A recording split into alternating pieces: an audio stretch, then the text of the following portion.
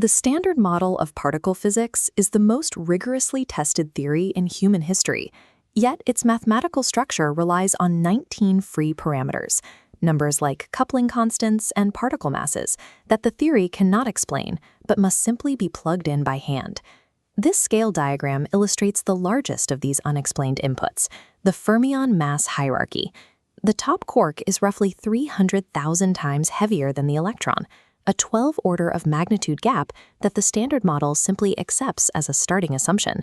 This video proposes a shift in perspective. If we view these parameters as the deterministic output of a specific two-dimensional geometry, the randomness disappears. Replacing 19 ad hoc numbers with a single geometric model requires a shift from counting parameters to mathing shapes. When Paul Dirac derived his equation for relativistic electrons, the math forced the introduction of a specific algebraic structure known as the Clifford algebra, CL1-3. This algebra is defined by a binary split. An operator known as gamma 5 divides all fermion states into two categories, left-handed and right-handed. In physics, we call this chirality. We can visualize this algebraic property through a theoretical geometric space, a Cayley-Klein projective surface split into two distinct domains.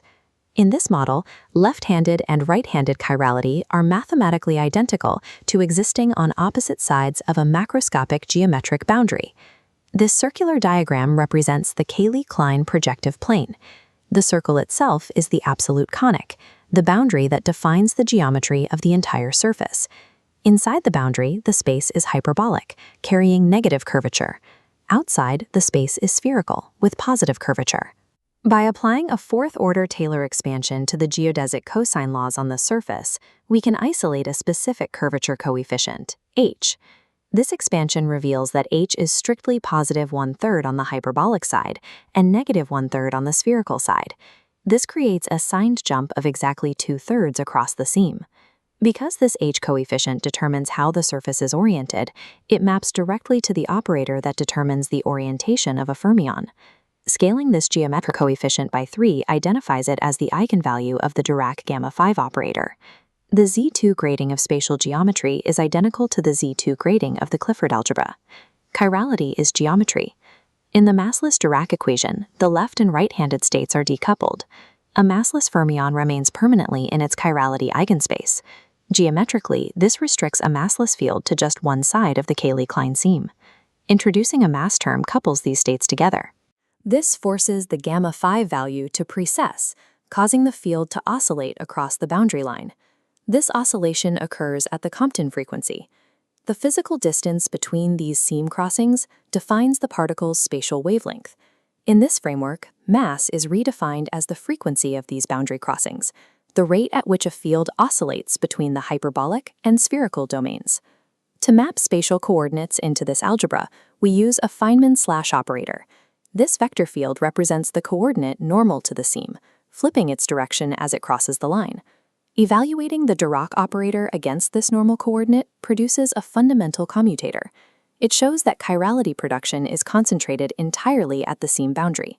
This is the geometric realization of the Higher-Heisenberg relation, a concept explored in the non-commutative geometry of Alain Connes and his collaborators.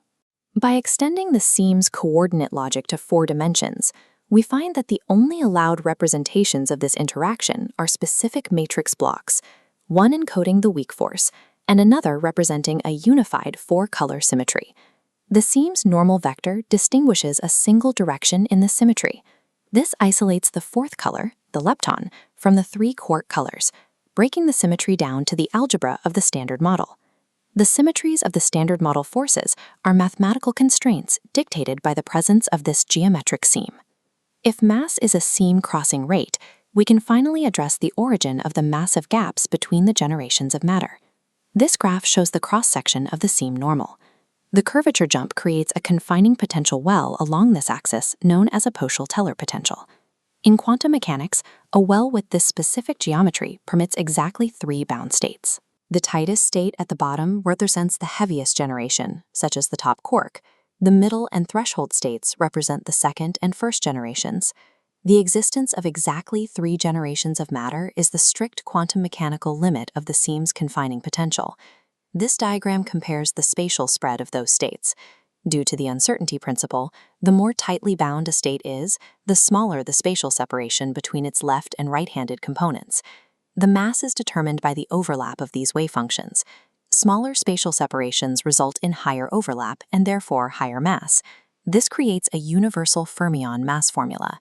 As spatial variance increases with each higher state, the masses of each generation drop at the exponential rate we observe in nature. This framework collapses 12 arbitrary standard model mass parameters down into just 4 geometric constants. Ultimately, the entire algebra of the standard model emerges as a purely deterministic consequence of the chiral seam's geometry.